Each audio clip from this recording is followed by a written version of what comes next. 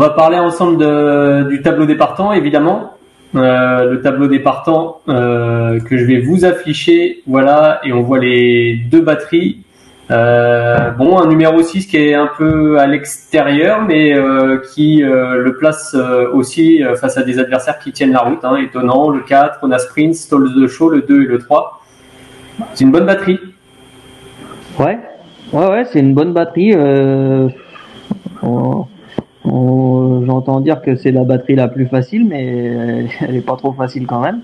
Mais non, il y a des bons chevaux. Le numéro après avec lui, vu que c'est pas trop son truc de démarrer, on va dire que ça me gêne un peu moins. Voilà, faut qu'il y ait du rythme. Voilà, mais bon, généralement dans ces courses-là, il y a toujours du rythme. 1, 2, 3, ça a l'air de rouler un peu. Non, il peut peut-être y avoir un bon wagon. Étonnant, on sait que c'est un cheval qui enroule, donc voilà, en espérant qu'il y ait du rythme, et on va essayer de venir bien finir pour se qualifier, quoi. Qu'est-ce que vous en pensez de l'autre batterie, donc la seconde, avec les concurrents qui sont à droite de l'image? Là, on retrouve des vieilles connaissances, Vivid Wise, le 7, Sun Motor, qui fait lui par contre peut-être un peu plus des nouveaux venus, Onek, que vous connaissez parfaitement aussi. La seconde batterie, moi je vois un petit peu 3 chevaux qui se détachent, mais Hail Mary, Onek, Sun Motor, c'est un peu les 3 chevaux de la course, je dirais. Après, parce que Vivid il a un mauvais numéro, ça va obliger à soit démarrer, soit attendre, donc faut toujours un peu de chance dans ces cas-là quand on attend. Après, il y a beaucoup de chevaux qu'on connaît pas, je connais pas trop l'opposition. 1, 2, 3, je les connais pas. Ouais. Mais non, mais c'est 2 batteries avec beaucoup de possibilités quand même. Quel serait pour vous le scénario idéal là du coup, je vais remettre sa course du Prix de l'Atlantique pour vous donner un peu de morale, parce que c'était tellement extraordinaire qu'on peut la revoir. Mais le scénario peut-être pour dimanche, ce serait quoi l'objectif dans un premier temps? Se qualifier forcément. Ouais, voilà, se qualifier. Après, on va pas. Déjà quand on est qualifié, c'est une bonne chose de faite, et en essayant de pas faire trop fort si on peut. Non, mais après, ouais, faut voir pour après, mais l'important c'est de se qualifier. Je vous dis, numéro 6, je risque de me retrouver quand même plutôt en queue de paquet. Donc après, faudra que ça se goupille bien, quoi. Là, ce jour-là, justement, vous finissez entre Étonnant et Onek, qui vont faire partie des chevaux très très en vue, forcément, avec notamment le tenant du titre, qui avait l'air très bien, d'après Richard Westerink cette semaine aussi.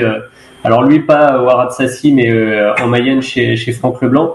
Quel regard portez-vous sur Étonnant d'un côté, puis sur Onek de l'autre? Onek, il a fait une sacrée course l'autre jour à Caen. L'entourage, s'ils y vont, c'est pas pour visiter Stockholm aussi, je pense. Donc, ouais. On revoit justement le Prix des Ducs de Normandie avec ces deux-là aussi. Ouais, c'est un cheval qui a l'air aussi d'un bon mental. Il a l'air assez froid. L'autre jour, il a fait un truc quand même. Il a bien. Voilà, Après, c'est un cheval qui a pas couru en 2 batteries. C'est toujours une inconnue quand même. Le mien, pareil. Mais non, il fait partie des belles chances du jour. Étonnant, il est vraiment très très dur, et en plus il enchaîne bien les courses. Il paraît plus sérieux qu'il a pu l'être. Puis de toute façon il a gagné l'année dernière, donc il est capable de faire. Ouais, mais je pense que Go, quand il est parfait comme l'autre jour, il a rien à envier aux autres, quoi.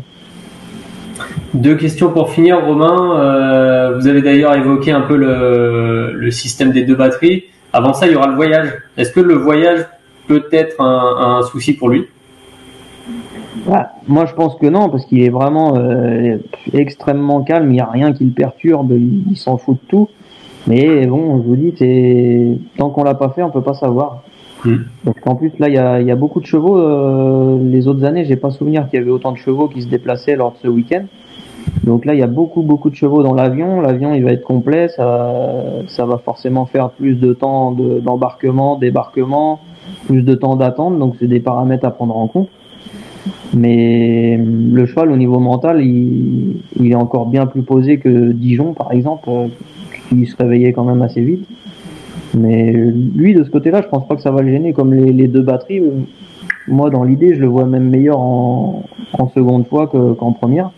D'accord. Mais voilà, tant qu'on l'a pas fait, c'est toujours une inconnue. D'accord. À l'époque, si on vous aviez demandé, si on vous aviez dit plutôt que vous alliez gagner avec Dijon, vous auriez répondu quoi? Ah, quand on voyait le niveau de l'édition, ça me paraissait compliqué. Mais voilà, il y a plusieurs paramètres qui s'étaient bien mis. Et ouais, Ridley Express non partant au dernier moment, donc ça faisait quand même un sérieux client en moins. Aubryon qui avait le 1 qui avait été débordé quand même parce que ils n'avaient pas pensé qu'on était là encore. Du coup, il avait été débordé et il avait dû faire le tour, etc. Non, et puis le cheval était bien. Et il n'avait pas fait fort dans la batterie aussi. Je pense que ça doit y faire quand même un petit peu. Et aujourd'hui, si on vous dit que vous avez une chance de gagner, vous répondez quoi?